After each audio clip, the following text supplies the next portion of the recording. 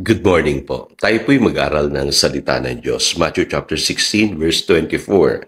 Sinabi ni Jesus sa kanyang mga alagad, ang sinumang nagnanais sumunod sa akin ay kinakailangang itakwil niya ang kanyang sarili, pasanin ang kanyang krus at sumunod sa akin. The challenge of discipleship. Mapapansin niyo po sa inyong Christian life, it's easy to be saved. Madali pong masave. Pero it's tough to become a disciple. Napakahirap pong maging isang alagad. And today, pag-usapan po natin yung subject ng discipleship kasi very popular po yan sa mga churches today. At gusto ko po maunawaan ninyo yung ilang mga tamang interpretasyon po about discipleship. So ito po yung aking mga thoughts. Unang-una po, marami nagkaakala na yung discipleship po mag-aaral ka lang ng mga lessons. Totoo po, disciples are learners. At ang gusto ng Diyos matuto tayo, hindi lamang sa kanyang salita, maging sa experience. Kasi kung matututo lang tayo sa salita at gagaling tayo sa Bible, marami tayong matututunang doktrina, minsan po yan ay magbibigay sa atin ng pagmamalaki o pagyayabang. Kailangan po makita natin muna yung ating sarili na mapagpakumbaba para tayo po ay maging isang disciple. So in other words, ang binabantayan po ng Diyos ay attitude. At hindi po yan basta kukuha ka lang ng mga 12 lessons, ka-graduate ka doon, ay sapat na para tawagin kang disciple. Napakahalaga po ng attitude. Kailangan teachable ka, kailangan humble ka. At mapapansin nyo rin po, marami sa atin naghahanap ng mentor. Pupunta ako sa ganitong simbahan. May magaling na Bible teacher doon. O maghahanap ako sa internet ng mahuhusay na mga mentor. Sa totoo lang po, sa Gospels po, pagka binasa nyo, ang Panginoong Hesus po, pinili niya yung kanyang mga disciples. So hindi po yung, yung Christian ang naghahanap o pumipili ng kanyang mentor or teacher. Meron pong leader na i-assign sa inyo ang Lord. Kaya maski nasa maliit kayong church, maaring yung inyong pastor, yung inyo pong mga elders, maaring sila po ang inyong mga mentor. Yung iba kasi, sa kagustuhan nila, para bagang mas magaling yata, pastor, pagka pupunta ako doon sa mga tanyag na simbahan, pare-pareho lang po yan. Mag-a-assign po ang Diyos sa inyo ng mentor. At hindi kayo ang pipili. Ang Diyos po ang pipili para sa inyo. At ang nakakatuwa po dyan, kailangan po committed kayo. Kasi pag kayo po ay pumasok sa discipleship program ng inyong simbahan, i-require talaga ng inyo pong mga leaders ang inyong commitment. Hindi yung palundag-lundag po kayo, papunta-punta kayo sa ibang simbahan. Mahalaga po doon palamang makita na kung gaano kalalim yung inyo pong commitment and loyalty. Pangatlo po, ang discipleship hindi yan program It's about the heart. Kailangan niya puso. Kasi to be honest with you, sa akin pong experience, nakakita ko ng mga taong natapos nila yung mga discipleship programs Meron pa nga nakapagtapos ng Bible school pero namali pa rin ang buhay. Bakit kaya ganun, Pastor? Kasi nasa puso yan. Sa kalagayan ng puso ng isang tao.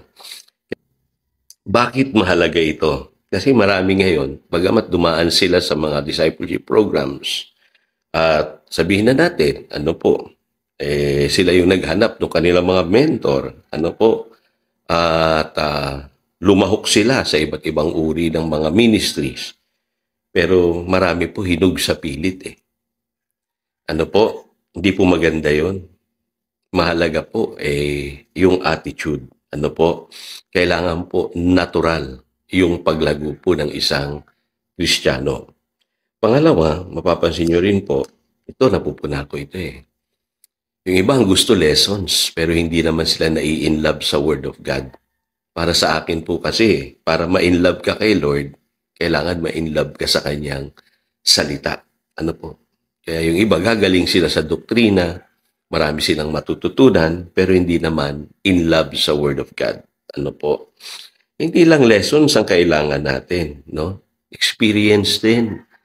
In fact, mga kapatid, sa inyo pong buhay, maaari kayo nagtatrabaho, nag-aaral, yung iba, maaari nasa ministry, pero pansinin nyo, lahat po ng pinagdadaanan nyo sa buhay nyo ngayon, nagko-contribute yan sa maraming lessons na dapat nyo matutunan sa buhay na ito.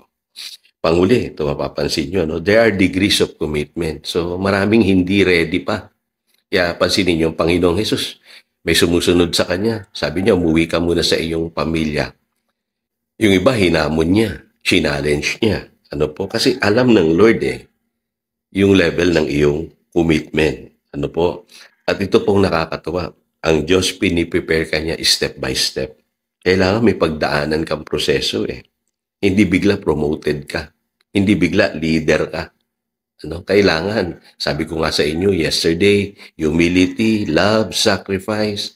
Mahalaga yan Kaya pansin ninyo, yung take up your cross, iba-iba tayo ng pagdadaan ng persecution Maaaring sa iyo, pamilya.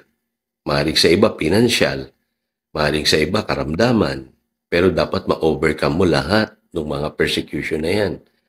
At higit sa lahat, lumalim lalo yung pagmamahal mo sa Diyos. At sa Biblia, the more you're willing to be humble, to be teachable, your willingness to sacrifice, mahalaga po yun. Kasi yan ang magko-contribute sa growth mo bilang isang alagad ng Panginoon. So tayo po'y manalangin, dakilang Diyos, salamat muli sa mga hamong napakinggan namin.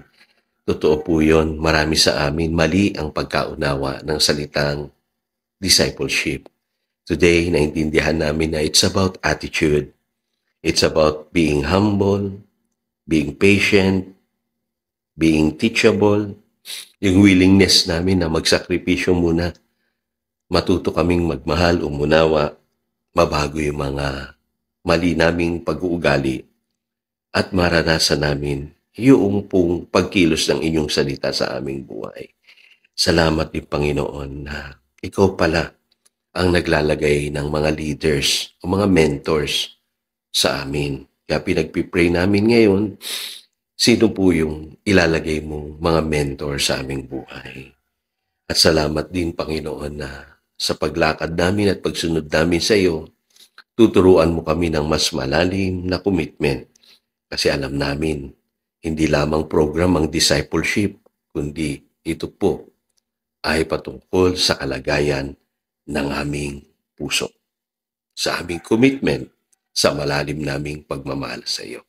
Salamat sa mga katotohanan ito. Yan pong aming panalangin. In Jesus' name, Amen. Again, ito si Pastor Jojo nagpapaalala upang daluyan tayo ng pagpapala. Manatili tayo sa kanyang salita. Good morning.